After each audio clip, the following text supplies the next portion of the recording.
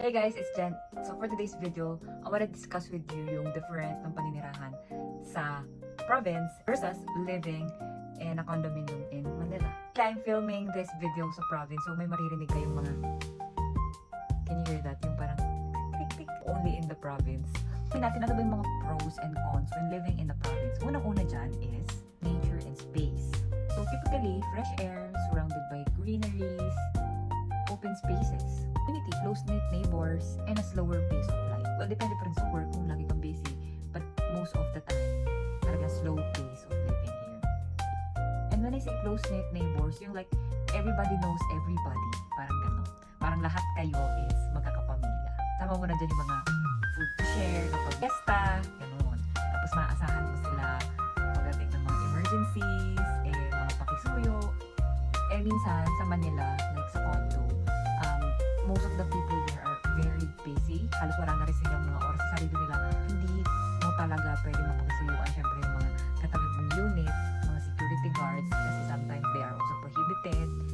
So, ito, minsan, pwede mo silang mapasuyuan. Like, sa kanila muna yung susi ng bahay mo, ganung bagay. So, like, pwede mo silang mapasuyuan na yung kalabaw mo, or yung baka mo, pakainin mo na nila ng damo, ganon. Mga goat mo. Kasi meron kami ditong baka, but then, nung nag-family reunion, kinatay na po siya. So, wala na kaming baka, and then yung goat, ginigiveaway na rin namin kasi hindi na kaya ng powers ng mama ko. So, sobrang likot ng mga goat. Like, inuubos nila yung bougainvillea. Yung talaga yung mga trip na trip nila talagang kainin. Pero yung cost of living, mas mababa here. Mas mababa yung mga bilihin. Sa utilities, hindi ko masabi. Kasi minsan mataas yung metro ng kuryente nila compared sa Meralco. Yun lang yung na-observe ko. Kasi iba yung humahawak dito sa province, not necessarily yung Meralco. So minsan, yung kilowatt hour nila is a little bit higher. And syempre, pagpapagawa ng bahay, mas mura-mura siya compared sa Manila kasi doon medyo mas matataas yung mga cost of materials. And of course, mga fresh produce, mga vegetables, fruits mo, sometimes pinipit mo lang, binibigay lang ng kapitbahay kasi marami silang ganung puno. And let's move on to the cons. Siyempre yung accessibility.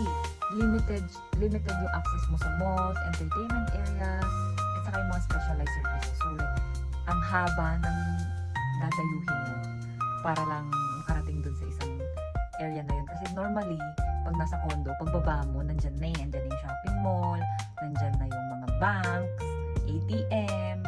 Kung ako dito titira, like I would plan out everything para kung hindi ko naman, like, kung lalabas ako, isang labasan na lang kasi medyo pricey po mag-tricycle dito. Like, isang ride would cost you minimum 50 pesos to 100. Though medyo malayo naman yung distance, but di ba parang it adds up. Kung everyday ka magta-tricycle, multiply mo yung 50, hindi nga lang 50, 100 eh. 100 going to the town, and then another 100 going back. So that's 200 pesos. 200 pesos times 30 days. Kung 30 days kang labas ng labas, so magkano? 6,000.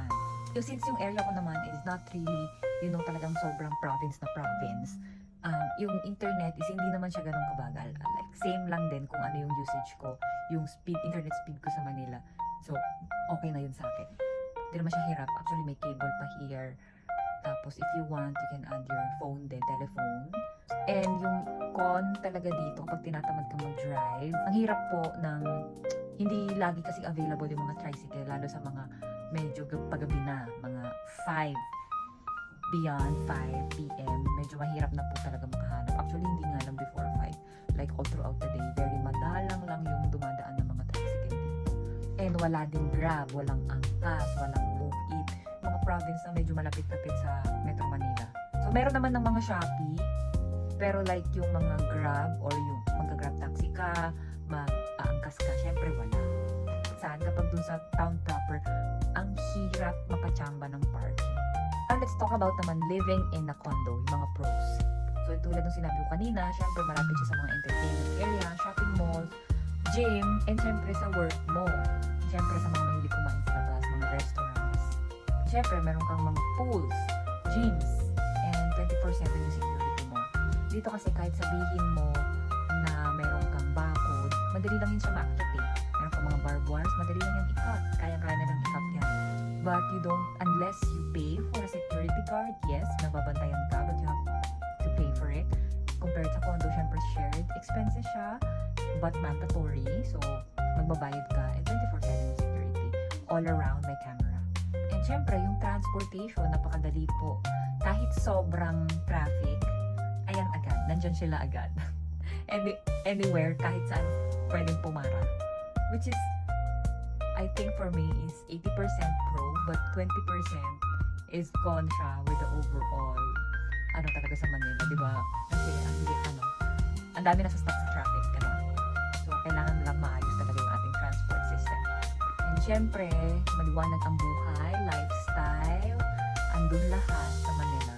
Gusto mo mag-clubbing, whatever, entertainment. So, yun lang naman yung content natin for today. Kinumpare ko lang yung living, since I experienced both. I live in province, I've also lived in Manila, in a condo. Thanks for watching. If you like this kind of video, please do like and follow!